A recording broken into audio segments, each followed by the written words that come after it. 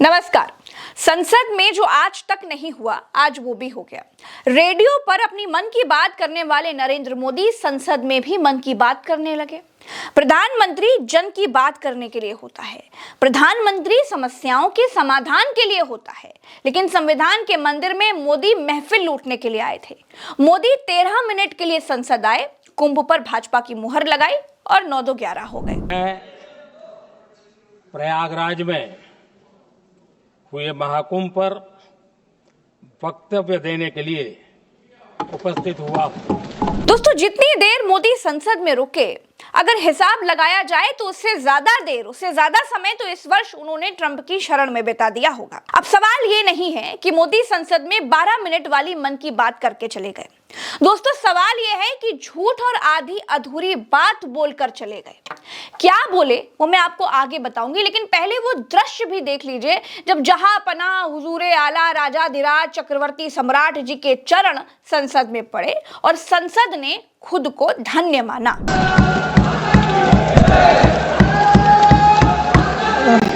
माननीय सदस्यों, आज नियम 37 के अधीन मामलों को उठाने की अनुमति प्रदान की गई है। जैसे पुराने जमाने में राजे महाराजे के आने पर सब खड़े हो जाया करते थे, वैसे ही पूरी भाजपाई सांसदों की महफिल खड़ी हो गई। जो सांसद अपनी स्पीच दे रहा था, वो भी बीच में ही सटपटा कर बैठ गया। Day on the table of the House paper mentioned against my name at serial number 14 as per today's revised list of business. फिर फौरन सेकंड से पहले मोदी जी से स्पीकर साहब ने आग्रह किया कि वो के आगे वो भी कुछ बोल नहीं पाए। मैं माननीय प्रधानमंत्री जी से आग्रह करूंगा कि वह। इसी बीच नरेंद्र मोदी जी बोलने के लिए खड़े हो गए और बोले, मैं कुंभ पर वक्तव्य देने के लिए खड़ा हुआ हूं। मैं प्रयागराज में हुए महाकुंभ पर वक्तव्य देने के लिए उपस्थित हुआ। मैं देश भर के श्रद्धालुओं को, यूपी की जनता, विशेष तौर पर प्रयागराज की जनता का धन्यवाद करता हूं। मोदी ने देश भर के श्रद्धालुओं का धन्यवाद दिया, लेकिन मोदी धन्यवाद दे क्यों रहे थे? क्या कुंभ का आयोजन भाजपा का था? क्या कुंभ का आयोजन आरएसएस का था? क्या यह आयोजन प्रधानमंत्री का था? क्या यह आयोजन मोदी सरकार का था? क्या ये आयोजन भाजपा सरकार का था? लेकिन मोदी ने संसद में महाकुंभ के आयोजन पर भाजपा का ठप्पा लगा दिया।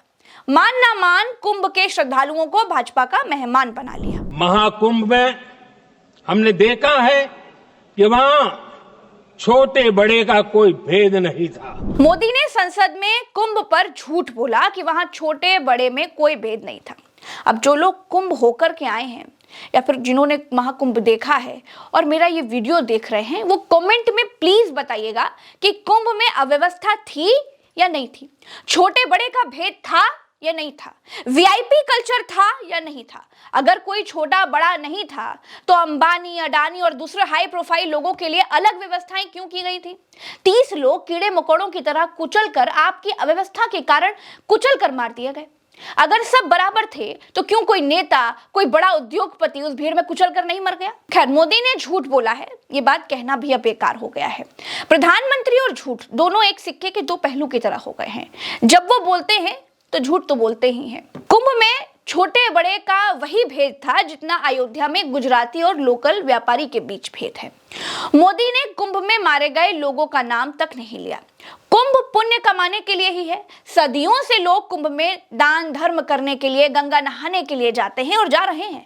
सरकार की जिम्मेदारी थी कि श्रद्धालुओं को सुविधाएं दी जाएं, लेकिन सरकार साहिब ने संसद में वाहवाही लूट ली, अपनी नाकामी छिपा ली। ये तो बताया ही नहीं कि दिल्ली स्टेशन पर कुंभ जा रहे 18 लोग रेलवे की गलती से मारे गए। कुंभ में 30 लोग सरकार की गलती से मारे गए। मोदी ने मारे गए लोगों का जिक्र तक नहीं किया। इसे कहते हैं दिन दहाड़े आंखों में धूल झोंकना। सरकार जवाबदेही के लिए होती है, लेकिन भाजपा सरकार तो सिर्फ वाहवाही लूटती है। बाकी लोग मरे तो मरते रहे। मैं एक बार फिर महाकुंभ के आयोजन से जुड़े प्रत्येक व्यक्ति की सराहना करता हूं। देश के सभी श्रद्धालुओं को नमन करता हूं। सदन की तरफ से अपनी शुभकामनाएं देता हूं। मोदी ने संसद में कुंभ के नाम पर भाजपा का जाप किया, लेकिन मारे गए लोगों का जिक्र तक नहीं किया। रेलवे स्टेशन पर मारे गए लोगों का जिम्मेदार कौन था, ये नहीं बताया। कुंभ में मारे गए लोगों का जिम्मेदार कौन था, नहीं बताया। तो भाई फिर विपक्ष ने भी संसद सिर पर उठा ली। फिर ओम बिरला ने हालात संभालने की कोशिश की, लेकिन मामला आउट ऑफ कंट्रोल हो चुका था। नियम 372 के तहत आप विद्वान माननीय सदस्य विषय उठा रहे थे ना, इसलिए मैं बोल रहा हूं, आप नियम पढ़ लिया करें। हर विषय सदन नियमों से चलता है। 372 के अंदर ये नियम है कि माननीय मंत्री जी या प्रधानमंत्री स्वेच्छा से स्टेटमेंट देते हैं, और उसमें यह भी नियम है कि माननीय मंत्री जी और प्रधानमंत्री जी स्टेटमेंट के बाद कोई सवाल नहीं होता है। और ओम बिरला ने कहा कि नियम 372 के तहत प्रधानमंत्री स्वेच्छा से स्टेटमेंट देते हैं, उसके बाद कोई सवाल नहीं कर सकता। अब ये नियम 372 मोदी को मणिपुर के समय कभी ध्यान में नहीं आया, पहलवानों के धरने के समय कभी ध्यान में नहीं आया, कुंभ में भगदड़ के बाद कभी ध्यान में नहीं आया। जब जब देश के लोगों पर विपत्ति आती है, तब तब ये नियम 372 के बारे में मोदी जी गजनी हो जाते हैं। आज महफिल लूटने की बात थी, औरंगजेब विवाद के बीच, संभल मस्जिद विवाद के बीच हिंदू हृदय सम्राट बनने के लिए फटाक से नियम 372 याद आ गया। फिर ओम बिरला ने सारंग जोशी को बोलने के लिए खड़ा कर दिया। विपक्ष हंगामा करता रहा कि मोदी ने क्यों मारे गए लोगों का नाम नहीं लिया, क्यों मोदी ने नहीं बताया कि कितने लोग कुंभ में मारे गए, क्यों मोदी ने नहीं बताया कि उनकी लाशों के साथ क्या किया गया, क्यों मोदी ने नहीं बताया कि मारे गए लोगों में कितने बच्चे थे, क्यों मोदी ने नहीं बताया कि मारे गए लोगों में कितने बूढ़े थे, क्यों मोदी ने नहीं बताया कि मारे गए लोगों में कितनी महिलाएं थीं, मारे गए लोगों में कितने जवान थे, कितने युवक थे, मारे गए लोगों की जिम्मेदारी किसकी है, उसका जिम्मेदार कौन है। अरे दिल्ली स्टेशन पर कुंभ में जा रहे 18 लोग मारे गए, उसके लिए मोदी सरकार डायरेक्ट जिम्मेदार थी, रेल मंत्री जिम्मेदार हैं, लेकिन मोदी ने उसका भी जिक्र नहीं किया। योगी सरकार और मोदी सरकार, दोनों सरकारों की सरहद में कुंभ के श्रद्धालु मारे गए, लेकिन मोदी ने उसका एक बार जिक्र तक नहीं किया। इसके बाद विपक्ष भयंकर हंगामा करता रहा, विपक्ष के लोग वेल में उतर आए। हंगामा इतना बढ़ गया दोस्तों कि ओम बिरला के लिए संसद चलानी मुश्किल हो गई, और उसके बाद लोकसभा को 1 बजे तक के लिए स्थगित कर दिया गया। चलिए आप बैठिए अपने अपने सीट पे, आप अपनी सीट पे बैठिए, आप अपनी सीट पे बैठिए। नहीं बैठना चाहते हैं? मैं इतना ही कहना चाहता हूँ, मान्यवर, अंधेरों की साजिश है, अगर आप सीट पे बैठेंगे रोज रोज होती है, फिर भी उजालों की जीत तो 1 बजे हर सुबह होती है। मंत्री जी जवाब देंगे। आप कितना ही सदन की दबाएं, कार्रवाई 1 बजे तक के लिए स्थगित की जाती है। नरेंद्र मोदी 3-3 घंटे पॉडकास्ट करते हैं, लेकिन एक भी ढंग की बात नहीं करते।